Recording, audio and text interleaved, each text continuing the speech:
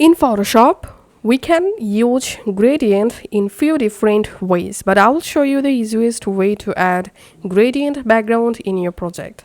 All you have to need from your tool panel, select the gradient tool, and here make sure to select gradient. Now click on this gradient drop down, and here you will find bunch of different gradient background. You can expand one by one and just pick one of them for your project. Let's add this gradient, for example. Now you can just draw a line to apply your gradient just like this. You can also draw the line vertically as well. You can draw gradient from a corner just like this, and you can rotate your gradient using this line just like this.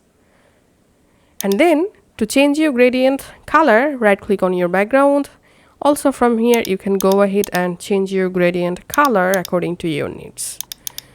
So this was the easiest way to add gradients in Photoshop.